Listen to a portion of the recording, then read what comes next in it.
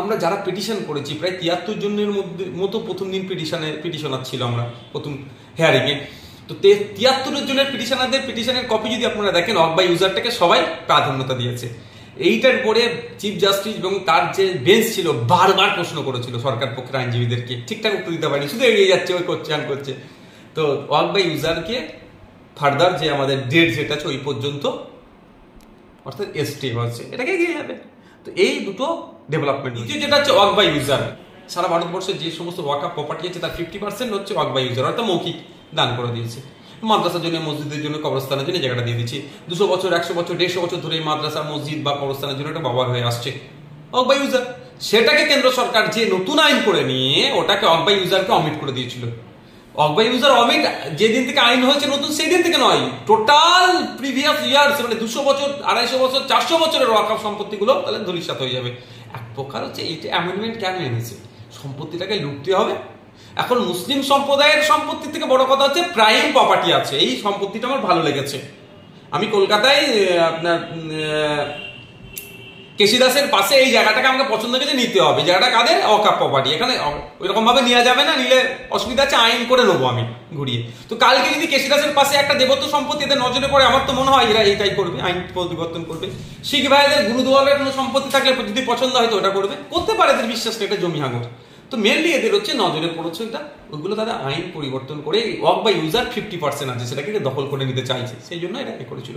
আমরা যারা পিটিশন করেছি প্রায় 73 জনের মতো প্রথম দিন পিটিশনার ছিল আমরা প্রথম হেয়ারিংয়ে। তো 73 জনের পিটিশনের কপি যদি আপনারা দেখেন, ওয়াক বাই ইউজারটাকে সবাই প্রাধান্যতা দিয়েছে। এইটার পরে চিফ জাস্টিস এবং তার যে বেঞ্চ ছিল বারবার প্রশ্ন করেছিল সরকার পক্ষের আইনজীবীদেরকে, ঠিকঠাক উত্তর দিতে পারেনি, শুধু এড়িয়ে যাচ্ছে, ওই করছে আন করছে। তো ওয়াক বাই ইউজারকে ফার্দার যে আমাদের ডেট যেটা আছে ওই পর্যন্ত, অর্থাৎ স্টে হচ্ছে, এটাকে এগিয়ে যাবে। তো এই দুটো ডেভেলপমেন্ট হচ্ছে। ওয়াকফ আইনের বিরুদ্ধে আমরা দেখলাম যে আপনি সুপ্রিম কোর্টে গিয়েছিলেন। আমাদের দর্শকদের জন্য আপনি কি দেখেছেন, কি হয়েছে, কি কথা হয়েছে একটু বলুন খুলেছে করে। সুপ্রিম কোর্টে আমি গিয়েছিলাম, আমি পূর্বেও জানিয়েছি, এই আইনকে রদ করার জন্য দুটো পন্থা। একটা মাঠে ময়দানে গণতান্ত্রিক প্রক্রিয়ায় ধর্মনিরপেক্ষতা বজায় রেখে শান্তিপূর্ণ প্রোটেস্ট করে দিতে হবে, যাতে কেন্দ্র সরকার বাধ্য হয়ে প্রত্যাহার করে। আর একটা আইনের মাধ্যমে যে, অর্থাৎ সর্বোচ্চ বিচারালয় সুপ্রিম কোর্টের মাধ্যমে যে আইন তৈরি হয়েছে সংবিধান বহির্ভূত, যুক্তরাষ্ট্রীয় পরিকাঠামোকে আঘাত দিয়ে একটা নির্দিষ্ট ধর্ম তথা মুসলিম সম্প্রদায়ের উপরে যে আঘাত নেমে আসছে এটাকে আটকানো যাবে। দুটোতেই আমরা প্র্যাকটিস করছি। আমরা গণতান্ত্রিক প্রক্রিয়ায় মাঠে ময়দানে শান্তিপূর্ণ আন্দোলন করছি, যদিও আমাদের আন্দোলনে ভাঙড়ে পুলিশ ইচ্ছাকৃতভাবে তৃণমূল কংগ্রেসের সহযোগিতা নিয়ে হিংসা ছড়িয়েছে, সেই নিয়ে আমরা কাউন্টার আইনি পদক্ষেপ আমরা নেব। আর একটা কি, আমি মামলা করতে গিয়েছি, আপনারা আমার পিটিশন নাম্বার সব দেখেছেন।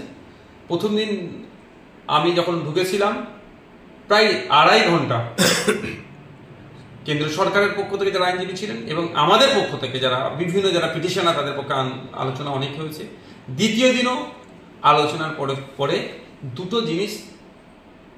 দুটো জিনিসের উপরে এক প্রকার স্টে হয়েছে। প্রথমটা হচ্ছে কি, সেন্ট্রাল ওয়াকফ কাউন্সিল এবং যে সমস্ত ওয়াকফ বোর্ডগুলো আছে নতুন করে তারা কোনো ফরমেশন করতে পারবে না।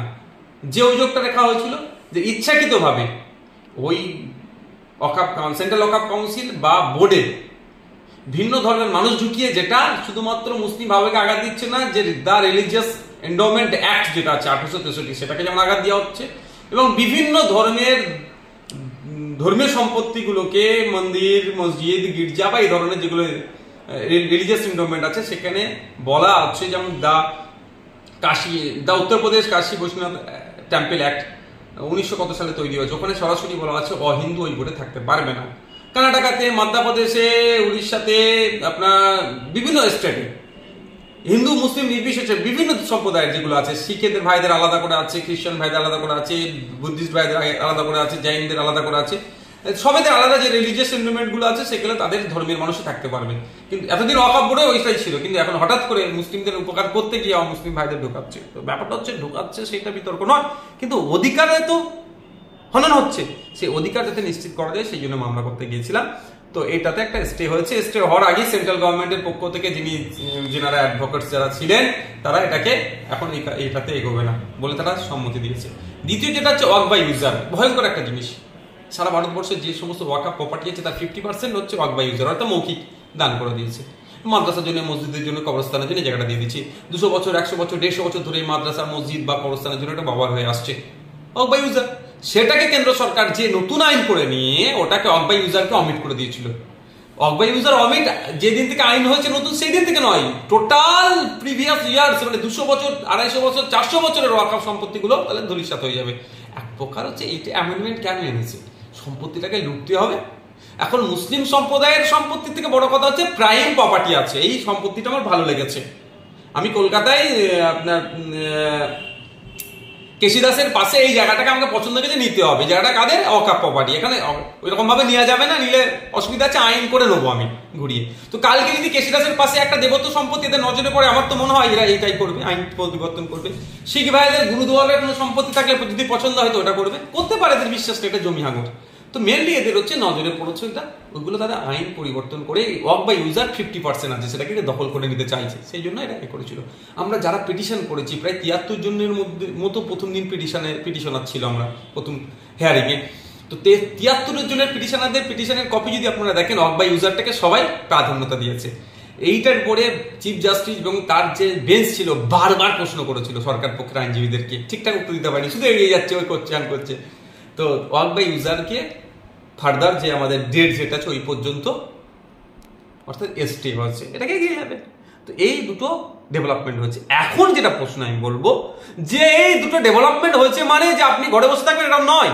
এটা ভালো করে আমার কথাটা শুনবেন, যারা দর্শক বন্ধু আছে তাদের উদ্দেশ্যে বলবো, ডেভেলপমেন্ট হয়েছে আইনি লড়াই। মাঠে ময়দানে লড়াই কিন্তু থেকে পিছপা হয়ে গেলে হবে না, এটা মাথায় রাখবেন। তবে হ্যাঁ, মাঠে ময়দানে লড়াইটা শান্তিপূর্ণ গণতান্ত্রিক প্রক্রিয়া হওয়া চাই। কারণ মাঠে ময়দানে থাকতে এই জন্যই বলছি, সেই মাথাটাও যেন দিল্লি পর্যন্ত দেখতে পাই যে কতজন রাস্তায় আছে। হ্যাঁ, রাস্তায় আছে যেমন দিল্লিকে দেখানো হবে, ঠিক একইভাবে রাস্তায় থেকে যদি কেউ অশান্তি করার চেষ্টা করে তাহলে দিল্লিতে খারাপ রিয়াকশন যাবে, এটা মাথায় রাখতে হবে। এটা হতে পারে আপনাদের মিটিং মিছিলে ঢুকে হিংসা করিয়ে বিজেপির সুবিধা করাতে পারে কেউ।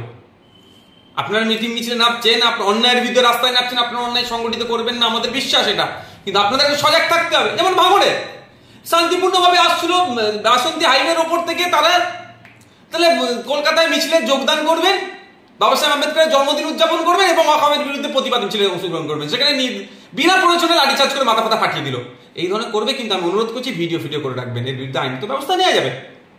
কিন্তু আপনাদের লক্ষ্য রাখতে হবে, এই যদি হিংসার খবর তৈরি করাতে পারে এরা, তাহলে এটা দিল্লিতে এটা ব্যাড ইফেক্ট করবে।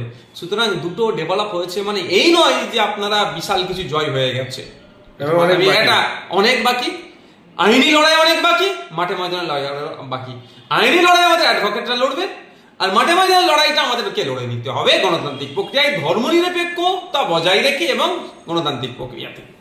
আর একটা কথা, এইটা অনেকে গুলিয়ে দেওয়ার চেষ্টা করছে, এটা হিন্দু ধর্মের ব্যাপার নয়, এটা মুসলমানদের শুধু সমস্যা বলে। দেখুন একটা কথা বলি, পার্লামেন্টে দুটো কক্ষে যে ভোট হয়েছে, অর্থাৎ ওয়াকফ সংশোধনী বিলের বিরুদ্ধে যারা ভোট দিয়েছিলেন তাদের মধ্যে 90% কিন্তু নন মুসলিম ভাইরা, অর্থাৎ হিন্দু সমাজ, শিখ, জৈন, বিভিন্ন ধর্মের মানুষ আছে, তারাও কিন্তু এই সংশোধনী আইনকে তারা পছন্দ করেনি বলে তারা ভোট দিয়েছে। ইভেন সুপ্রিম কোর্টে যে সমস্ত অ্যাডভোকেটসরা লড়াই করছেন টপ টু বটম পর্যন্ত যে সমস্ত আছেন, তাদেরও কিন্তু 90% নন মুসলিম অ্যাডভোকেট। তাহলে এই লড়াইটা শুধু মুসলমানদের নয়, লড়াইটা সংবিধান বাঁচানোর লড়াই, লড়াইটা মানুষের মৌলিক অধিকারকে যে কিভাবে খর্ব করাচ্ছে সেটাকে রক্ষার লড়াই, যুক্তরাষ্ট্রীয় পরিকাঠামোকে রক্ষার লড়াই। তাই আমি বলবো এই লড়াইটা হিন্দু মুসলমানের লড়াই নয়, এই লড়াইটা বিজেপি সরকারের নিয়ে আসা যে আইন, যেটা একটা ধর্মের উপর আঘাত দিচ্ছে, একটা দেশের সংবিধানের উপর আঘাত লাগছে এবং যুক্তরাষ্ট্র পরিকাঠামোর উপরে আঘাত দিচ্ছে, ওই জন্য সেটাকে বাতিলের জন্য লড়াই। আমি আমার কথা বলছি, আমার যে সমস্ত অ্যাডভোকেটসরা আছে তার মধ্যে 7 জনের মধ্যে আরো পরের শুনানিতে কিছু দেখবেন আবার যোগদান হচ্ছে, তার মধ্যে 4 জন নন মুসলিম। এটা ভাবতে হবে আপনাদেরকে, এটা আমাদেরকে গুলিয়ে দিচ্ছে। এটা যদি ধর্মীয় ইস্যু হতো তারা কেন আসবে ভাই, কেন আমার সাথে থাকবে তারা? এটা ভাবতে হবে। এগুলো আমাদেরকে ভুল বোঝানো হচ্ছে, কিন্তু ভুল বোঝায় তাদের ব্যক্তির স্বার্থ চরিতার্থের জন্য করছে, এগুলোর ফাঁদে পা আপনারা কেউ দেবেন না। গত কদিন আগে মুখ্যমন্ত্রী তিনি বলছেন যে ওয়াকফ শুধু মুসলিমরা করেনি, হিন্দুরাও করেছে। না, এই কথার সাথে আমি একদম ফেলে দিতে পারবো না। আপনি যদি ইতিহাস খুলে দেখেন, এটাই তো আমাদের দেশের বিউটি, আমাদের দেশের এটা মানে মাহাত্ম্য কি। মুসলিম ভাইরা বিহারে 2.5 কোটি টাকা দিয়ে মহাবীর যিনি আছেন তার মন্দির করে দিচ্ছে, মহাবীর জৈন ওনার মন্দির করে দিচ্ছে। আপনি মালদাতে চলে যাবেন, মুর্শিদাবাদে চলে যাবেন, বর্ধমানে বিভিন্ন জায়গাতে যাবেন, মন্দিরের জন্য মুসলিম ভাইরা জায়গা ছেড়ে দিচ্ছে। আবার কবরস্থানের সমস্যা হচ্ছে, হিন্দু ভাইরা মুসলমানদেরকে দিয়ে দিচ্ছে। এইভাবেই তো অফ হয়েছে। এটা এটা যেটা বলছেন যে এটা আমি একদম উড়িয়ে দিতে পারবো না। রাত 2টার সময় ওয়াকফ বিল পাশ হলো, 48 ঘন্টার মধ্যে রাজ্যসভায় পাশ হলো, 3 দিনের মধ্যে রাষ্ট্রপতি শাসন করে আইন তৈরি হয়ে গেল। তাহলে যে 7 দিন সময় কোর্ট দিল, কি কারণে দিল, কিসের জন্য দিল, একটু যদি খুলে আমার দেখুন এই বিষয়গুলো নিয়ে অনেক চর্চা হয়েছে, অনেক আলোচনা হয়েছে। দেখুন যে লিগ্যাল প্র্যাকটিসে সব সময় মানুষকে বলার সুযোগ দিতে হয়, তো সেই জন্য 7 দিন টাইম দিয়েছে। বেশ কিছু বিষয় কেন্দ্র সরকারের কাছে তারা জানতে চাইছে। অ্যাফিডেভিট বলেন, যদি আমরা সহজে বলি অ্যাফিডেভিট করে দেবে। 7 দিন টাইম দিয়েছে, সেটা দেবে। আপনি যতটুকু জানলেন এবং ছিলেন সেই জায়গায় উপস্থিত, কি আপনার ধারণা হয় যে সুপ্রিম কোর্ট এই ওয়াকফ বিলটা টোটাল বাতিল করে দেবে না কারেকশন করে ছেড়ে দেবে? দেখুন আমি তো সুপ্রিম কোর্টের চিফ জাস্টিস না, আমি তো সবটাই যেগুলো হয়েছে সেগুলো বাতিলের জন্য গিয়েছি। আমার পিটিশনে উল্লেখ আছে এইগুলো বাতিল করতে হবে, কেন করতে হবে, বাতিল করা দরকার, আর কেন করা দরকার বাতিল, সেই জায়গাগুলো আমি দেখিয়েছি। এবার চিফ জাস্টিস যিনি আছেন বা তার অ্যাসোসিয়েট আমার আরো যেসব 2জন স্বনামধন্য বিচারপতি আছেন সুপ্রিম কোর্টের, ওই যে বেঞ্চ আছে, তারা একটার পর একটা হ্যারিং এ যখন শুনবে, দুপক্ষেরই লজিক শুনবে, যুক্তি দেখবে, সংবিধানের মধ্যে কি আছে না আছে, তারপরে একটার পর একটা হবে আলোচনা। আমাদের রাজ্যের মুখ্যমন্ত্রী মাননীয়া তিনি মুসলিম দরদি, সংখ্যালঘু মুসলিম দরদি, এটা অনেকেই বলে থাকে এবং এই মাননীয়াও ক্রেডিট নিয়ে থাকে। কিন্তু নওশাদ সিদ্দিকী বিজেপির দালাল, এটা শাসক দলের কিছু লোক বলে থাকে। সেই নওশাদ সিদ্দিকী সুপ্রিম কোর্টে ছুটলেন, অথচ মাননীয়া তিনি মুসলিমদের যে ইমাম মুয়াজ্জিনদের দেখে আপনি নেতাজি ধরে তিনি বলছেন দিল্লিতে গিয়ে আন্দোলন করুন, কি বলবেন? দেখুন ব্যাপারটা এখানে একটু ক্লিয়ার করে বলি, চিৎকে চাচামেচি করার দরকার নেই।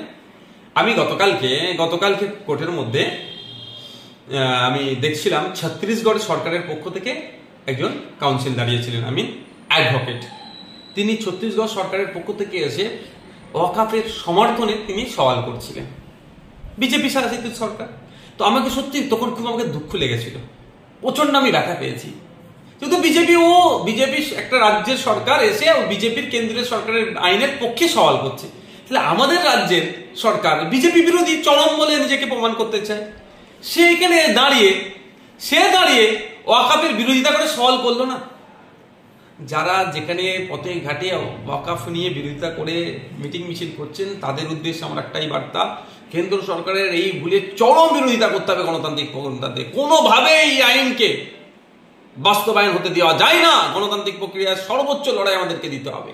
সাথে সাথে এই লড়াইটা একটু সহজতর হয়ে যাবে যদি 10.5 কোটি জনগণের জনপ্রতিনিধি যদি সুপ্রিম কোর্টে যায়, অর্থাৎ সরকার যদি যায়, এটা যাতে আমাদের সরকার যায়, সেই জন্য সম্ভবত 5 দিনের একটা টাইমও আছে। এই 5 দিনের মধ্যে যদি কোনো সুযোগ আছে মনে হয়, তো যদি আবার আগামীতে থাকতে পারে নিশ্চিতভাবে, তো যদি সরকার যায়, এটা পজিটিভ হবে আমাদের জন্য।